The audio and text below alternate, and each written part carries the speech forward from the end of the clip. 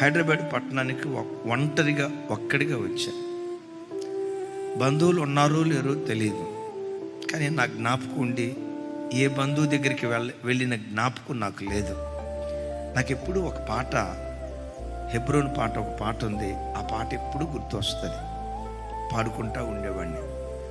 ఆ పాట పాడేటప్పుడు కానీ, ఆ వచనం చదివేటప్పుడు కానీ ఆత్మదేవుడు నా లోపటుండి చెప్తూ ఉంటాడు, ఈ వాగ్దానం నీదే, ఈ వాగ్దానం నీదే, ఈ కార్యం నీ బ్రతుకులో నేను చేయబోతున్నాను, ఈ వాగ్దానం నీదే. పదే పదే మాట్లాడుతూ ఉండేవాడు. ఆ పాట ఏంటో తెలుసా? వారిలో ఒంటరి అయినా వాడు 10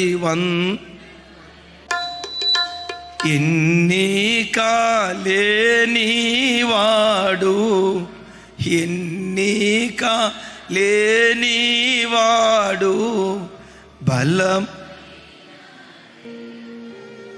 అక్కడికి వచ్చేసరికి నేను తట్టుకోలేకపోయేవాడిని, ఏడ్చేవాడిని. వెనక్కి లేని స్థితిలో వచ్చానయ్యా. నా అనేవాళ్ళు ఎవరు ఈ ప్రాంతంలో లేరయ్యా, ఒంటరిగా వచ్చానయ్యా. దేవుడు అంటాడు, పిచ్చోడా, ఒక రోజు రాబోతుంది, 1000 మందిగా 10,000 మందిగా నేను ఆశీర్వదించబోతున్నాను. ఎన్నిక లేని నిన్ను గొప్ప జనంగా చేస్తాను.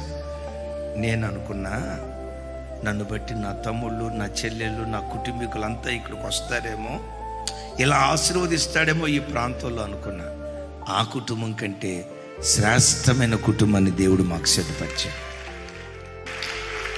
2-3 అన్నదమ్ములను వదిలిపెడితే వేల వేల వేల వేల వేల వేల మంది తోబుట్టులను దేవుడు మాకు అనుగ్రహించాడు. గత సంవత్సరాల్లో ఒక పాట ఉంది కదా, కన్నీళ్లు తుడిచే యాజకత్వాన్ని మాకు ఇచ్చావయ్యా.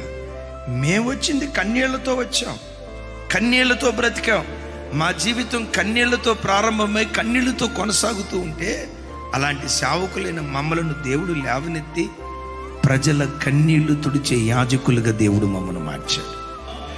ఈ మాట నీ కుటుంబంలో కూడా దేవుడు స్థిరపరచునుగాక. ఈ మాట నీ పిల్లల జీవితాల్లో కూడా దేవుడు నెరవేర్చునుగాక.